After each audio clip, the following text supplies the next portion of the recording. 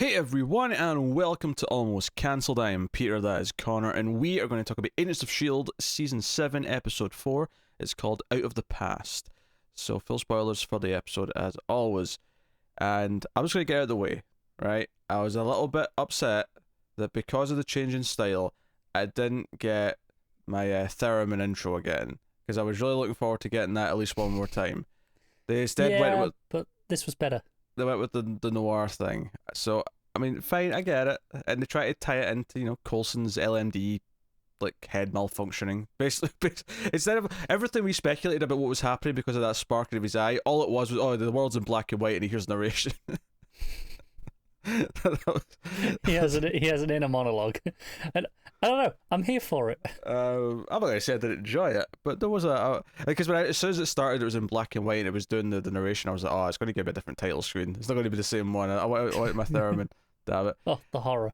But the whole thing is that it's building up to this murder, because history says that Sousa was actually about to die. He was going to die basically on the next night. He was meant to deliver this item, this device to Howard Stark. Not personally to Howard Stark. Howard Stark's got a man there because Howard Stark's too busy for this shit. Yes, or more likely the actor's too busy for this. He's too busy. I think it kind of works in character though. Oh, it does, yeah. He's too busy not filming Preacher because that finished already. I don't know what he's doing. That's now. what I mean. I don't know what he seems like he could have been available for a single cameo scene here or there. Yeah, he could have done. I don't know. Who knows? But so we sort of get this sort of reiteration of what this event is, where we see him at this hotel and we see him get shot and he's like floating in the pool, kind of again very noir classic style. And then the episode jumps back and it's Coulson in handcuffs and basically trying to talk his way out of the arrest that's happening, and tries to convince Sousa that he's actually there to help him with the device and delivering it. And Sousa's not really buying it, but Coulson could give him enough details that just makes it hard to ignore. I guess it's plausible enough. Yeah. Just about. But he's on edge with him the whole time. Like even for the rest of the up until I don't know 2/3 of the episode, he's always kind of suspicious of Coulson. He's maybe playing him. That he's maybe not to be trusted. That's always kind of on his face. You can always see it in his eyes. Yeah. So I suppose that's a compliment to performance more than anything else. But we stay in black and white even when we go away from Coulson. It stays that way until he's fixed at the end of the episode, and then it kind of sort of transitions into colour. It still always presents it with him narrating, even the scenes that he's not present in. So it's like, I'll let it slide. So I will say this. Poor Enoch. I felt really bad for Enoch this episode because I was worried. Is he going to get really annoyed at them and not have their back at some point? Because obviously Coulson's in the situation where he's basically convinced Sousa enough to get a phone call, and he's like, well, I can't phone the Zephyr with this, and I can't, look, I'm in 1955, is there any numbers that I happen to know? But he remembered the number for the bar that we saw in the 30s or the 20s, which is now a tiki bar. And sure enough, Enoch picks up. He's like, oh yes, I love the way he emphasised, after 2 decades, it's nice to hear your voice, Agent Coulson. like he's really felt lonely for these past 20 years. He's like, okay, time for me to rejoin the team. He goes, no, sorry, not quite yet, but I was hoping you could somehow connect me to the Zephyr. He's like, oh, it just so happens that in the past 20 years I've built a device. I don't need to explain. And he looks, and even he didn't even get to explain all the effort he's put into this device that he's made to pass through a phone call to the Zephyr. No, it's just that. Fine, here you go. Back to being a bartender. And then he had a second phone call, and he thought he was going to get it again. Get the information. It's time to rejoin the team, because the second time it's Yo-Yo. It's like, oh no, sorry, Enoch, I just need to talk to the Zephyr. He's like, very well. And every time this happens, he turns back to this drunk who's at the bar telling him his life story. He's like, and because the third time he doesn't even let Deke talk. And the funny thing is that Deke didn't know Enoch was there. Deke just clearly did the same thing Coulson did, where this is the one number he had. I mean, why everyone memorized this number from the 20s, I don't know, but whatever, I'll go with it. And Deke genuinely is like, oh, Enoch, you're around. And Enoch's just like, yes, I'll pass you to the Zephyr. And he just doesn't even talk to him. It was a funny recurring beat, but a little bit sad for Enoch. It was, yeah, because he turns around at the end and alas, my attention is all yours. There was just defeat in his soul, and you could feel it. Yeah. It was a funny running gag though, and of course we skip ahead to. I assume that was the 80s at the end. I didn't 70s. recognize. Was it 70s? So I didn't recognize the song. It was Alice Cooper. Oh, was it? Like 73, 74, that song. So probably mid 70s. So a good 70s. All right. Okay. I wonder if that means we're doing the 90s after that. Then we're... That would track with where we are right now. Interesting to see where they go next. But so the plot of the episode is that they're trying to like this, and it becomes this thing. I really like this. There's a conversation between Coulson and Mac that really sums up the episode, which is it was much easier to let a bad man live than it is to let a good man die, which is essentially because they're in the same situation as before, except now they're having to let someone who's a good person die to have history stay intact. We could save him, but he inspired people. He inspired me. He inspired tons of agents of Shield. Yeah, he was the first fallen agent, so so everyone knew who he was. Yeah, and it's kind of this nice thing. It kind of like they found a way to take this character who was, out of all the Agent Carter characters, was kind of like probably the most likable of the additions that weren't from the movies. And certainly the most memorable. Yeah, and they sort of like, it feels a bit more important now. And then on top of that, of course, we have the swerve at the end, which is they do actually kind of technically change history. Well, so they think. I mean, I would speculate that maybe this always happened, but I mean that's a debate for another time. Could well have been. Yeah, but the idea being that Coulson actually switched places, and because he's an LMD, he could take the gunshots to the back. He could be in the pool as a dead body for a bit, and they actually brought Sozu onto the ship. So Sozu is actually tagged along for the ride. He is now in the 70s with them. He is now a member of the team. In fact, because it was really exciting when he woke up and he looks over, because earlier in the episode he sort of began to trust them a bit more because they come and save him on the train when the Hydra dudes show up, and he's like, "Hey, that's a Shield logo." Because they wouldn't tell him, this guy's, we're from an organization. We can't tell you what though. It's off the books. We can't tell you. But he sees the Shield logo. And then he's like looking through the ship, and it's just more of that Starstruck stuff. But I can't wait till he finds that Peggy Carter's love of her life came back eventually. That has to be a beat. That has to happen. It could be. Because that's all. I remember very little of Agent Carter, but I remember being this awkward kind of shadow over her because he was in love with her, but of course she was in love with Captain America, who tragically went missing and died. And as far as they were aware. Of course, yeah. The only thing I can say is there's no guarantee they'll bring him all the way to the present. No. But even if it's just a conversation, if there's someone like, what if someone just casually mentions something about Captain America? He's like, "Wait, what? You said?" Yeah, well, it's true. We got an Avengers reference in this episode, which even I know it sounds strange. This is a Marvel show, but it's been so long since they've actually kind of directly referenced events of the movies in general that it feels so far removed. Yeah, but at the same time, this show did start with Coulson technically being brought back from the dead. So him referencing that when he's talking to this other guy who seemingly just kind of somehow survived his death. And it was a very similar circumstance in that, he was the inspiration, right? And Sousa was here as well. He was an inspiration for however many agents. Yeah. It actually does make some sense. Even just the idea that we're playing with the fact that Hydra have infiltrated S.H.I.E.L.D. Like, the idea that Sousa actually knew this. Like, he actually had discovered that Hydra had infiltrated, and that's why he was killed. And he almost exposed it all those years ago. And that was such a big event in the first season of S.H.I.E.L.D. that tied into the movies. Like, it almost does kind of make sense, though, if we've drifted from the movies, that the ending of the show will stand on its own, but I feel like it does make sense to maybe tie in a little bit more to the overall universe a little bit, just in ways like that, where it feels like the origin of the show feels more relevant than it ever has. And obviously Gideon Malik was a big part of the show as well, but the idea that this element of the history of Hydra infiltrating S.H.I.E.L.D. has become an important factor, and now the fact that the Chromicons by the end of the episode are seemingly trying to manipulate things as well, but going to Malik and saying, hey, because we see Malik in the 50s, who his goons kidnapped Deke, and I assumed they knew who Deke was, and that's why they kidnapped him. It turned out it was more of a coincidental thing, because he doesn't recognize Deke at all to begin with. Which is completely understandable, because why would you expect someone to look exactly the same from 20 years before? Yeah, as for the actor, was it the same actor as before? I'll be honest, it was hard to tell because of the beard. I felt the same. Yeah. I'm not sure. It might have been, like, you tell me, they just, slapped a beard on and, in the lighting that it was as well. Mm-hmm. Like, yeah, sure, I can buy it's the same guy, or you can tell me it was someone else. I don't know. Yeah. Black and white definitely helped a lot, but I think it was helping with the effects on the train as well, because the old timey train they had, because the exteriors of the train, I was like, that's a visual effect, but it's actually doing not too bad because it's in black and white. Like, yeah, it really helps more than you would think, doesn't it? Yeah.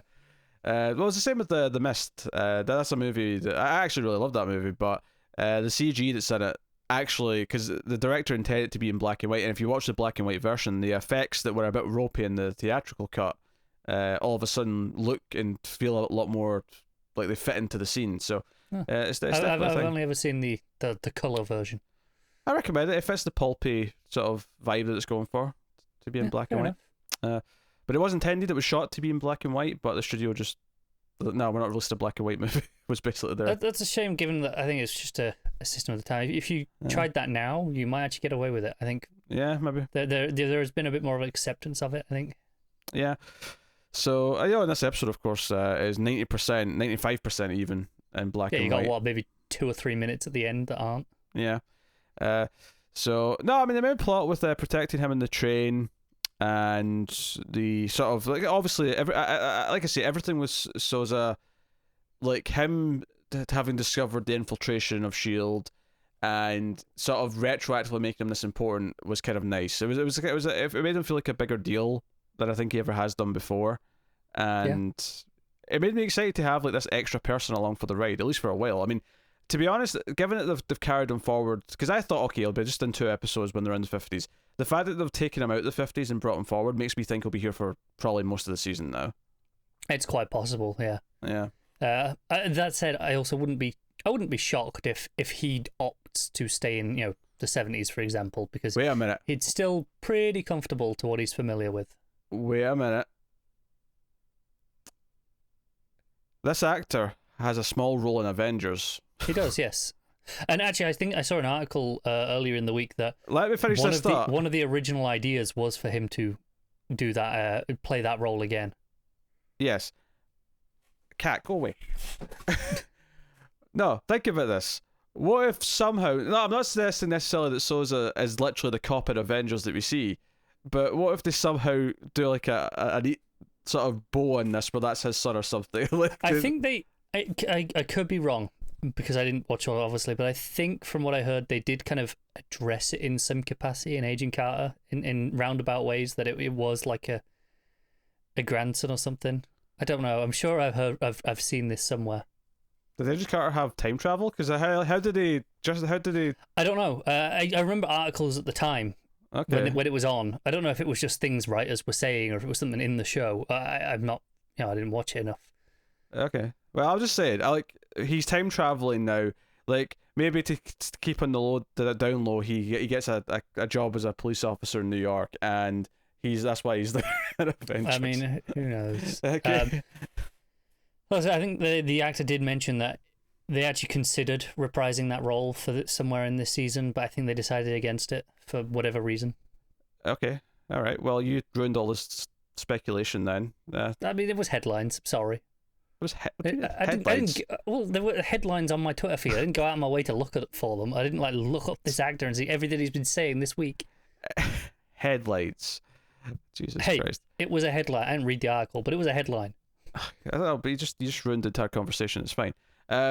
So all that stuff was good. We have to address May. We get a bit more with her, and because what's interesting is that there's a moment where they get this case that has this device in it, which is what Yo-Yo and Deke were going for when Deke got kidnapped, and it's just a slab of metal by the looks of it. But apparently, it's the foundation for even what the Zephyr's based on, and I think Simmons calls it the Rosetta Stone of S.H.I.E.L.D. tech. There you go, and there's a really notable moment where May walks into the scene, and this didn't seem as important at the moment, but later on it's important that she actually puts like a hand on Simmons' shoulder or something like that as she sort of steps in, as you do casually, and sort of gets really excited and giddy. He's like, oh, this is really cool, or something that she says, and everyone looks at him like, that's a bit strange from you. And I think what's interesting about this moment, because obviously we delve into it more as the episode goes on, so we get some answers here, but after last week where she has the panic attack, and obviously that's brought up later as well, it kind of felt like a natural kind of PTSD kind of thing from the near death or near death, maybe not even the right term. Post death experience. There's a lot of post death in this show. Real as it is. But this is the opposite kind of thing, where this is not her freaking out or getting panicky or being scared. This is like her just acting out of character in a very bubbly way, but it's out of character all the same. And they all and then she's very this. confused for a minute as well. Yeah, that's later on when Sosa's on board, and she kind of gets confused about who Simmons is for a second. And then it's Yo-Yo who puts it together that physical contact is what the common denominator is here, where last episode when she was helping people out of the room, she was patting people and moving them, and people were sort of like bumping into her as they were going out, and all that panic is what she was feeling. So she's basically getting like extreme doses of emotions from whoever she touches, and notably can't feel anything from Coulson because he's an LND. And I think it's whether she still has no emotion of her own, which is why she's been particularly cold this season. Yes. Well, I mean, I'm not convinced she won't have. She won't get that back as time goes on. Sure, but right now. Yeah, because she talks about going to the realm that has no emotion. But she talks about how it kind of fades when someone, because she touches, or someone touches her. I mean, I think it's Simmons or Yo-Yo, right? Yo-Yo, when she's proven it, she touches her and she says, "What do you feel now?" And she says something like, I don't know. She's like worried, anxious, concerned, like that. concerned or something. Yeah. And then she backs away. He's like, "Oh, not as much." So. Very interesting direction here, and I don't know where they're going with it, but it certainly got a lot more layers to it now than it did a week ago. Well, it was fine a week ago, but now it's like, oh, okay, this is actually kind of an interesting mechanic, and I'm interested to see how they use this. I can see them maybe using it as a way of finding the Chromicons, in that they're in disguise, but just have a walk through a crowd that they think they're in, and just brush against people, and she gets nothing from someone. Well, they might not be human. Already more useful than Councillor Troy. I'm just going to put it out there. I find it hard to disagree. Yes. Especially since if things go, if the shit hits the fan, May can still fight everyone in the room. Well, unless everyone else is panicking.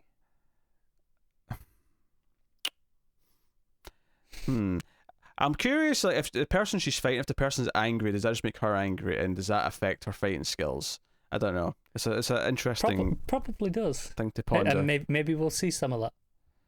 Yeah, interesting. Interesting to see how that affects things. I mean, we'll see how they fix it, or see how how things go. But no, that was an interesting tidbit. Deke's meeting with Malik was. It was shot well. It had the henchman dude get shot because Deke's managed to convince him that he's got the wrong person.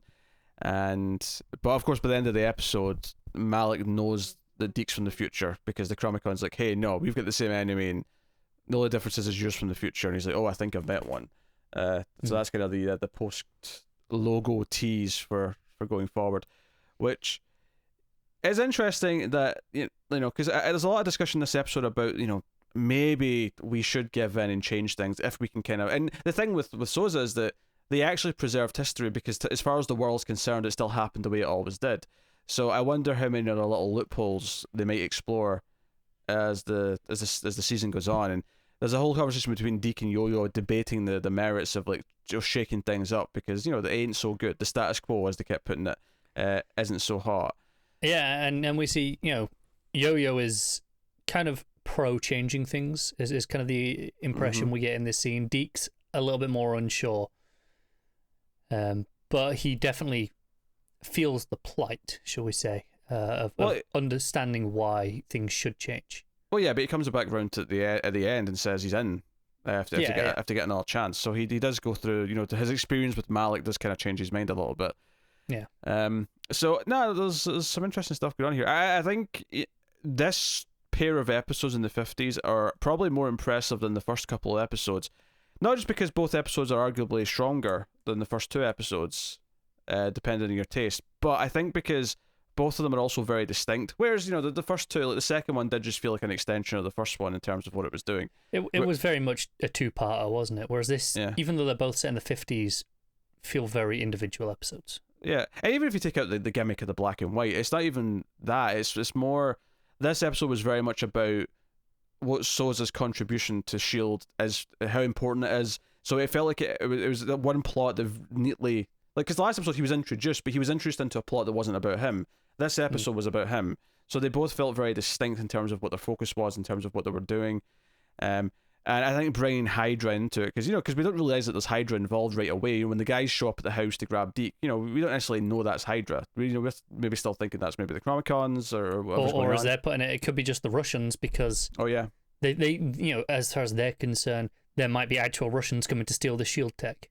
Exactly, yeah. So we didn't even realize Hydra was at play, but it does kind of make sense. Again, if we're going back to final seasons often like to sort of make things feel, full complete circle with the start of the show, and part of that is kind of harkening back to what some of the origin stuff was. So it makes sense to bring Hydra in even more than it already has, and kind of make that a core element to the final season. Because we're dealing with time travel, we can do that as much as we want. It's so smart, given that the moment that kind of made the show what it was that reveal of Hydra.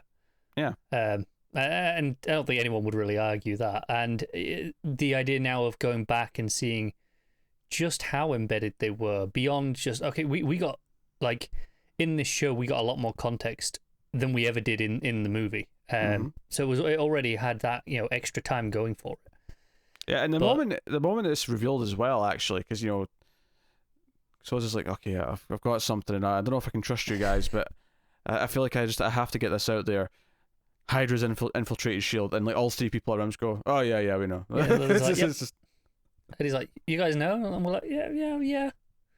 But it was funny about it, though, if you remember, like, obviously their reactions when they found out. I mean, Mac we didn't get to see because Mac didn't join the show until start of season 2, but like the reactions at the time were all gobsmacked. It was all this shock and horror and all these reactions you would expect. So it's really funny for them, 7 seasons later to be like, yeah, we know. Yeah. Hydra S.H.I.E.L.D. You'll get there, don't worry. Yeah. So no, I enjoyed that element quite a bit. No, this was a really good episode. It was funny in places, especially the Enoch stuff. It had some good character beats, and I think because it's sort of kind of defined a little bit better what May's going through, it's defined some of these other things, and I think Sousa coming forward. I keep saying Sozu instead of Sousa. But him coming forward through time with them is this interesting kind of exciting element that they've added in there to the mix to really shake things up. Yeah, and then on top of that, all of this is wrapped up in a concept episode, being the Noir. Which, sometimes when a show does this, it can be fun, but it can be a detriment to the overall plot because it gets focused on doing the tropes of the thing that it's doing. Whereas this, it managed to do the tropes and have its fun and still be a really tight episode in the overall story. Yeah. So no, really good episode. Excited to see where things go, and just excited basically. What's the title of the next one? So maybe it will be funny like one of the past ones. A Trout in the Milk. I mean, I'll have to wait for the context on what that title means because I don't really understand it yet. It sounds a little bit to me like there's a fish in the percolator, but we'll see. The saying means nothing to me, so. Yeah. Fish in the percolator is a Twin Peaks reference for anyone who didn't get it. So please do go watch Twin Peaks, it's very good. But yeah, that is Agents of S.H.I.E.L.D. episode 4. You can let us know what you thought of that one in the comments. Please do liking is really important on YouTube. Let YouTube know that it's worth recommending out to people, so other people will check it out. You can also support us financially over at patreon.com/MailFuzzTV for as little as $1 per month, and you get some bonuses for your trouble. You can also get us on Twitter at @mail_fuzz for channel updates, and that's about everything I have to say. So thank you once again for watching or listening. We always appreciate it. Keep watching TV, guys. Have you got any vanilla?